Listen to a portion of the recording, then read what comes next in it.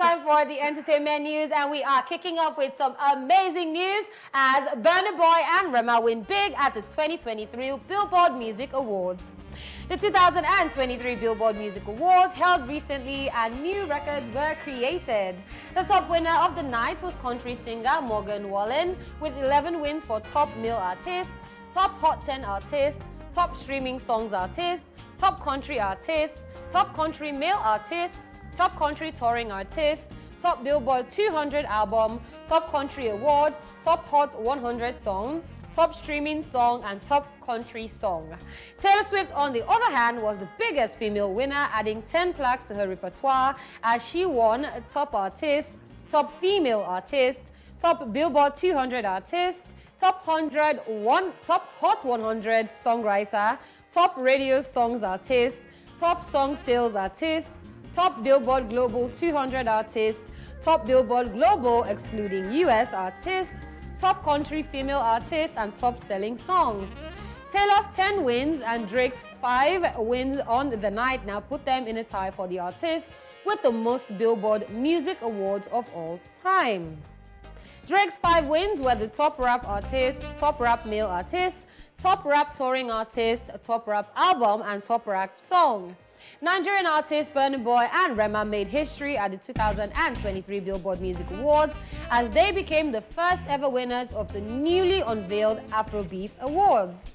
Burnboy emerged victorious in the Top Afrobeat Artist category, beating out stiff competition from Wizkid, Tems, and Rema, while Rema's Calm Down remix featuring Selena Gomez took home the prize for Top Afrobeat Song.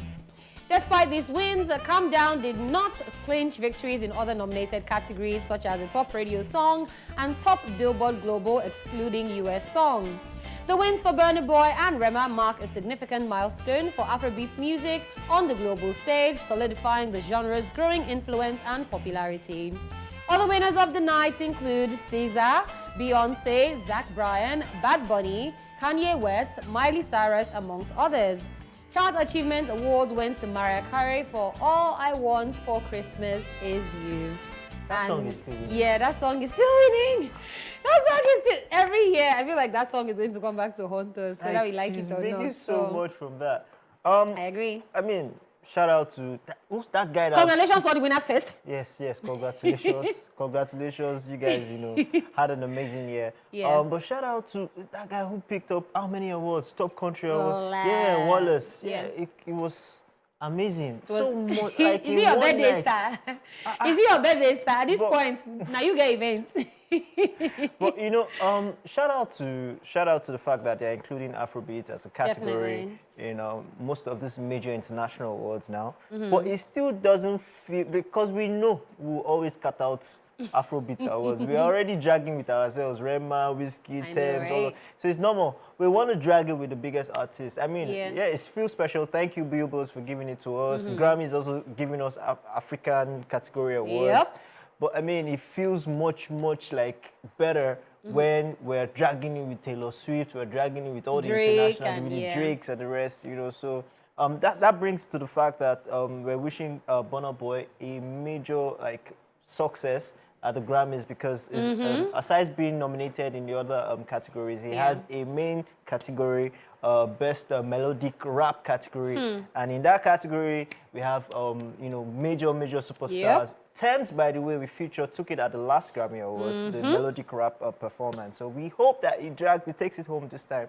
That would make it feel more special. I agree. I mean, Rome wasn't built in a day. Once upon a time, this wasn't even happening. To see it now, I absolutely love it. I'm living for the process. And this just goes to show, we are putting Africa, let me say Nigeria now, so that other African come knock and drag me. But we are putting Africa on the map, and it's really beautiful to see. And I'm sure that by even next year, it's going to be major things for African music. By the way, there was a podcast in a radio station in Ghana, and they were complaining about Nigerians taking everything. We can't complain about Nigerians taking everything if we're putting in the work that we're supposed to do and aligning according to what's happening. So I feel like that's probably what the Ghanaian music industry is missing as well. I feel like there's that lack of structure somewhere that's supposed to put you in line with all of this, which Nigerians are probably... So instead of complaining, how about you come and ask us and say, Charlie? It's major. It's a major conversation, why definitely. Nigeria is always cutting away most of the international recognition. It's another conversation for a whole other day. Yeah,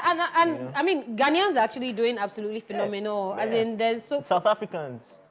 Although, Amapiano was nominated at the Grammys, but it was for a Nigerian. We're sorry. You don't catch us.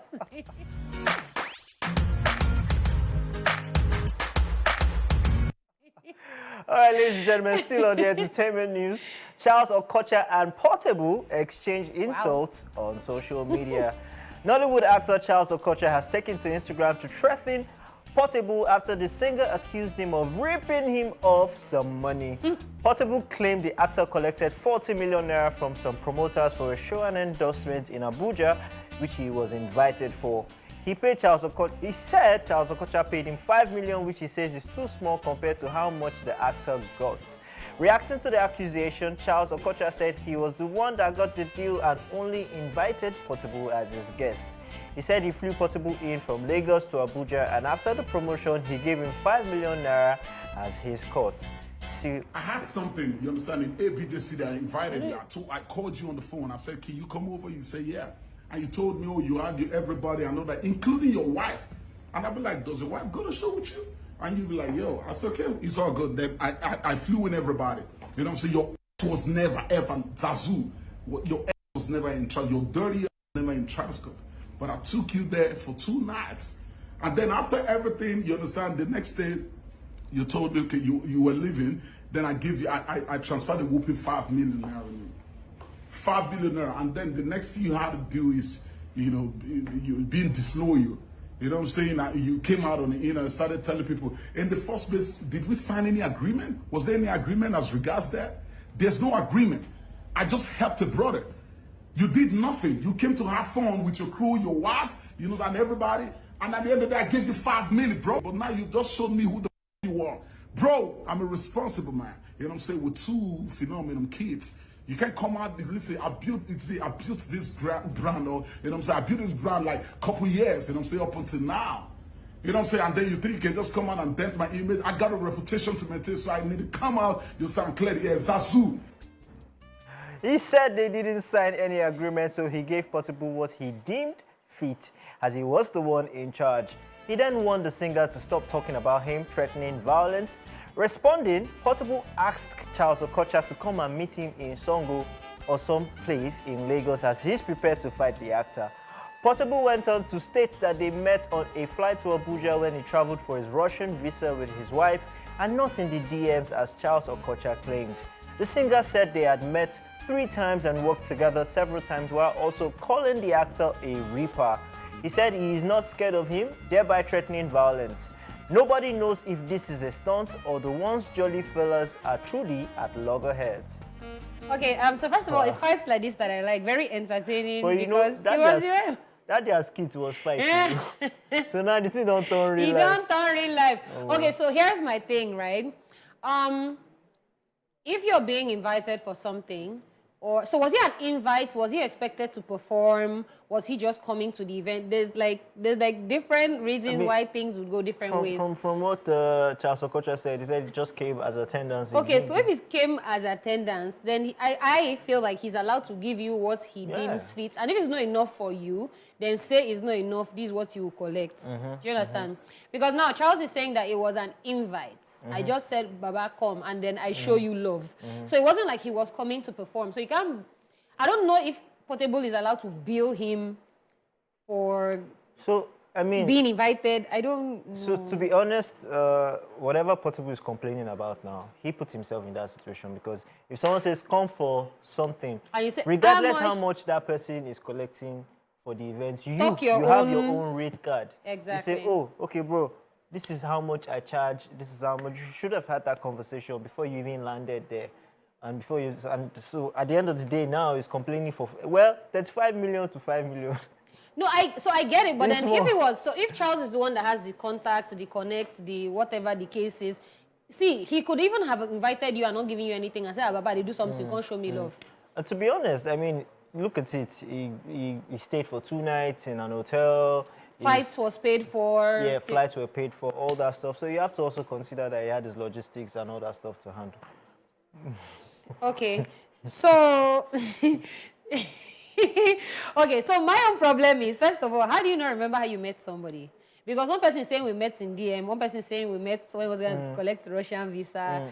And well, all these things not sorted is now my own thing at hand. Because now, okay, so if he had given Portable 5 million and said, now pay for your flights, pay for the accommodation, pay for... Yeah, but Portable is claiming that all the stuffs were already paid for by the organizers of the show. Okay, so I now dashed you. It wasn't, I don't even think it's payment, now it's a dash. Like I dashed you money to come and chill. I don't see the problem. Now they say Portable don't fight with everybody. Everybody just they rip them off. No one has stopped to the rip. No one they rip my favorite artist.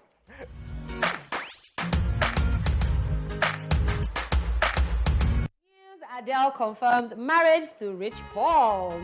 Adele has allegedly confirmed her wedding to Rich Paul after months of speculation. The singer went public with the American sports agent in July 2021, 2 years after she split from her ex-husband Simon Konecki, with whom she shares 10-year-old son Angelo. The couple were rumored to have tied the knot last year after Adele was spotted with a large diamond ring on her finger, and then she referred to the sports agent as her husband. Now, Adele is said to have confirmed the union at her best friend Alan Carr's comedy show in Los Angeles, with 2 audience members confirming the news to De Moi. An onlooker explained, and I quote, "I was at Alan Carr's comedy show in LA tonight and Adele was in the audience. Alan asked the crowd if anyone got married recently, and Adele shouted, 'I did!' Another audience member added, when he asked if anyone got married recently, she yelled, 'I did!' Super cute all around and was super sweet, but dipped right before it ended," end quote. In October, Paul remained coy when CBS host Gil King asked him about rumors the couple, who have been dating since 2021, were this summer. King asked the agent if she should refer to Adele as Mrs. Paul the next time she speaks to her. Paul replied by saying, "You can say whatever you want," and he added that he wasn't the type of person to put his personal life out there, that it's not for the media. However, Paul said the couple were great for each other and had helped one another since becoming an item 2 years ago.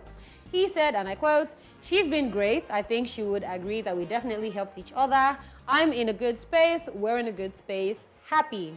She's superb. She's been great for me. We've been great for each other." End of quote. I mean, congratulations to her. Congratulations. Congratulations. So, I mean, especially coming off the experience where she had, where her ex came to claim that he was an inspiration for her songs and all that stuff. So this is actually needed. Being low-key and doing your thing low-key. I mean, I'm a big fan of that, to be honest. I mean, it shows that even the guy doesn't even care about... He's not bothered. He doesn't care about anything else but just the woman that he wants to be with. He doesn't care about social media validation. He doesn't care about what people want to say or what people think. He's genuinely happy with her, and you can tell that she's happy, and she's even the one that wants to... I'm married, everybody, you know, and the guy is pretty lucky, but I mean, I love to see it. Congratulations to her. Yeah, definitely. Yeah, and congratulations to him as well. So my thing for me is simply this, and this is a question that people will always be asking. Adele, will you now be giving us all those Adele's heartbreak songs used to hit different. You people should stop this thing. No, I know that they are going Omale. to ask. They say Omale should never be happy. Wow. It's giving Afro depression, but no. Yeah, so I do hope that she will continue to give us, you know, the music she knows how to give us. Let me just put it that way so that you understand. Yeah. But we wish the couple the absolute best. Definitely. And we love us some Adele, all right? Definitely. All right, people, joining us on the show this afternoon is an actor and model with a calm but stronger character. You can't help but always perceive his great individual personality. Ladies and gentlemen, let's make welcome to the show, Chuks Joseph! Thank you, guys. How are you? I'm well. Yeah. So how long ago did you film Madame Koi Koi? That was filmed June 2022. So we filmed from June to July, a year ago. So I'm just wondering how long your hair. Oh, the hair. Oh, so the funny thing is, I had something like this. I went on that set, the and shaved. then you shaved it. Yeah, and it grew back in a year. Oh, wow. I'm probably going to barb it January because I'm discussing You're something. proud, and I know. No, because most people don't. They think I removed the hair, finished, and now maybe attached it. But this is your hair, Yeah, it grew. Oh wow, it's giving the weekend. Yeah, I'm in my basket area. All right, so let's talk about your journey a little bit, because I love when you see like young actors and then you're just like, okay, so how did it start for you? I know like you grew up and then first job you ever wanted to do was what in life ever? I wanted to be a doctor. I studied microbiology. Wow. I'm a microbiology graduate. I wanted to do my master's and further, but you know, I'm here today. Yeah. Okay, so from microbiology, how did you find yourself in Nollywood industry? The great COVID depression. Are you serious? Yeah, 2020, you know, trying to find work, trying to, you know, just move down to Lagos, trying to sort myself out. Then my friend just told me to try modeling. I tried it. I did a pageant. From there, went to a film school. From there, started going for auditions, and the rest is history, man. Wow. I know a lot of the time when actors just pop up on your screen and you be like, oh, this person is new on the scene, everybody's raving. Meanwhile, this guy has put in the work over the years. Yeah. But let's talk about your character in Madam Koi Koi. You know, you watch movies sometimes and you be like, this guy, if I see him for real life, I can punch him. You know, we watched Game of Thrones. There was this guy. Joffrey. Yeah. How do you quickly know all these bad guys? Yo, because I had a lot of people tell me, you know, you're reminding me of Tariq. Yes. Yeah, you're reminding me of Joffrey. Let's talk about your role in Madam Koi Koi and how you interpreted it. How was it for you? So it was hard. It was really hard because, you know, what happened in the film. So when the script came and I saw what I was going to do in the beginning of the film. So that's like the second time you're seeing my character in the whole film. So it was hard to say, okay, let me do this, but I had an amazing screen partner, the lady that played Ibukun Ejiro. Then our director was also amazing. So we spoke about it, and it was really uncomfortable to do. It's really, really uncomfortable, but yeah, it's our work. Why would you say it was uncomfortable to do? It's not your personality. It's not. Because you're like very happy-go-lucky, and then they're not getting bad guy. Yeah, so like, you know, I'm used to sweet talking a girl, you know, trying to, soft guy. yeah, soft. Now I'm pouncing. Bro, I had an ankle injury when we were filming that the bed literally broke because we're both heavy. Adrian is slightly heavy, I'm heavy, so the whole thing. So it was hard. Uncomfortable. I wish they put that part, but it would have been too much. So I think they removed it in edit because it was mad. Amazing. What were the challenges for you being on set of Madam Koi Koi? Okay, long filming hours. We used to wait. We'd come in the morning and would film around evening because they took hours to set up lights. Then it was actually sunny then. We filmed in Abeokuta. It was sunny. So I think those were the parts. Then maybe getting our lines together. But the most challenging part was just being a bad guy. Because, bro, I'm not a bad guy. Okay, yeah, maybe you can do some small bad things, but I'm not a bad guy. Yeah? So it was just, you know, that part of it that was hard. A bit challenging, yeah. But I mean, it was like a whole like school type setting, and then the uniforms, and I was like, ooh, you look like you enjoyed it because everything was bouncing when you it was. I was feeling like a samurai jack kind of. I think one of the favorite parts. It was not even my favorite part. It was just like, this guy, you are proud. You are proud. So it was when people were playing football. And then just come off shirts. I said, this guy. I catch this guy. But I mean, you. Oh yeah, that was, they just showed like the singlet part. I said, this guy is a proud guy. My babe, I will block all the accounts. Oh no. But I mean, after Madam Koi Koi, before Madam Koi Koi, you've done a lot of work, you know, in the industry. So do you want to mention like a few of the things that you had worked on before now? Okay, so before Madam Koi Koi, I had done the Dark October. That was my breakout role. But Dark October was done in. I'm talking about when we filmed. Yeah. So we filmed Dark October sometime October 2021. Then Origin was June. Then I did Leaked. It's a multi-choice talent factory film. Then I did a series on Africa Magic, Waike, an Igbo series. I'm an Igbo boy, so I was speaking Igbo. Then there's Masquerades of Aniedo. There's Afamefuna coming out December. Yes, yes. That's actually one I'm looking forward to. I had very short scenes, but I saw videos from Afrif and I was... Wow. I couldn't believe myself. I was a legit boy, like an apprentice there doing our marketing, my color, all them things. So that was a line I did. You know how when you're passing along the market, all these guys call you my color. I did it, and the girl slapped me in the film. So it was nice. Like I'm looking forward to that December 1st. What is one movie that you wish you were in? Any movie in life, like in one life? movie that you just wish I was in this movie, and tell us why. Okay, so in Nigeria here, I wish I was in Far From Home. Yeah. So Far From Home sort of introduced proper young actors being lead actors being. So I wish I was there, but you know, you can't get everything. So maybe generally, I think maybe I wish I. Nah, I look like it, but I'm not even. I don't know. I wish I was in Titanic. I want to be a lover boy. I want to look Rose in her eyes. So that I can hang you inside eyes. I want to look Rose in her eyes and be like, should I lie down and be? Yeah.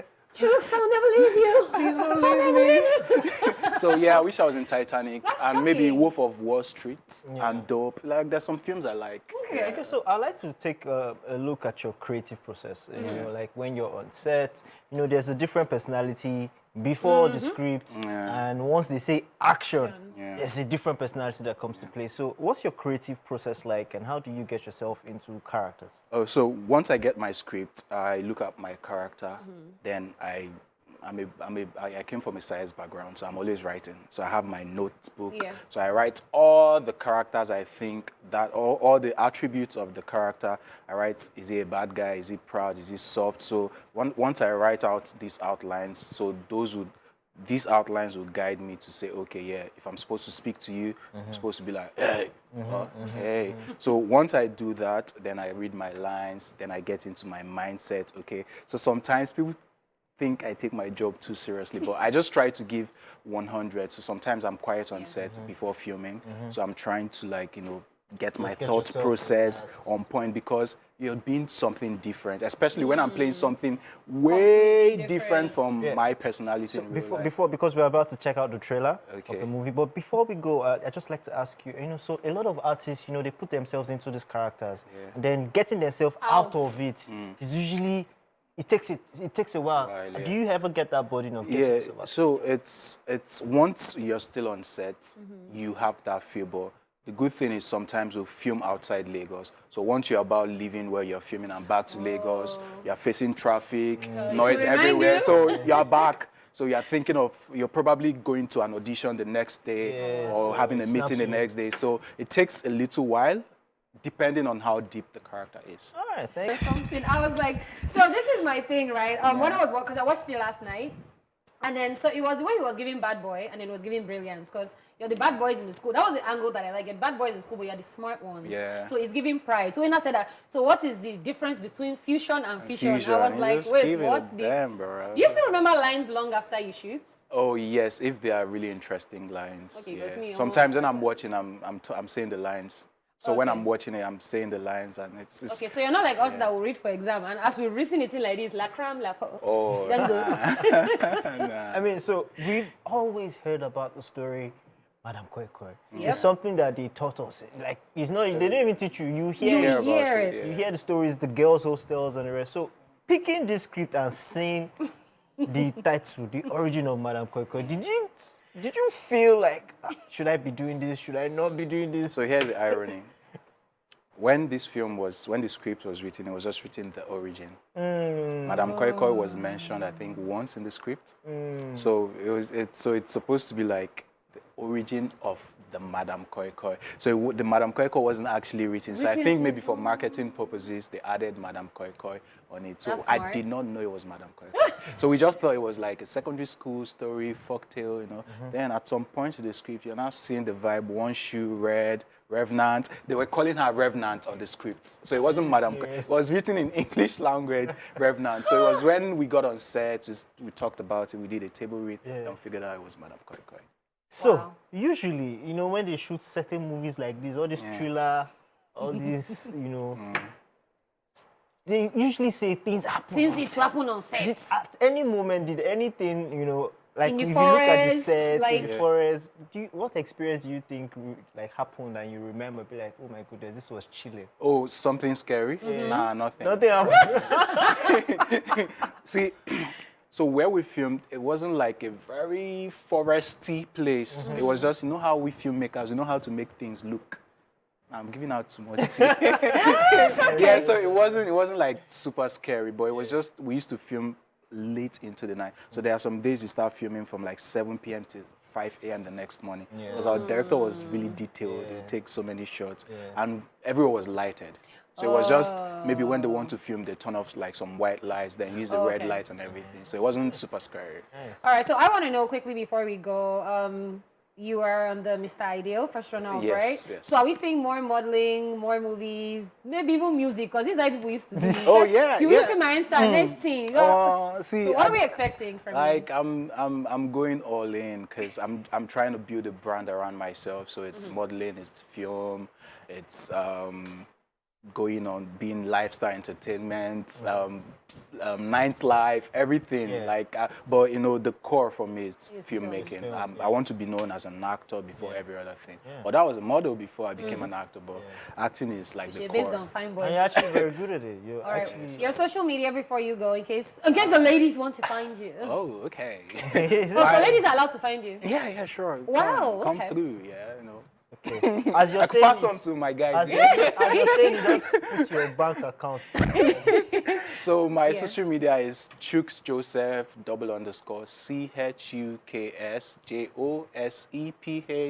CHUKS on all social media: TikTok, Twitter, Instagram, Facebook. Yeah, Chuks Joseph _ That is Since you want to amazing. share with me, we are friends now. Yes, sir. Oh, wow. Say less. I'll drive. Ladies and gentlemen, on that note, big shout out, big thank you to our guests for coming through. Thank you so much.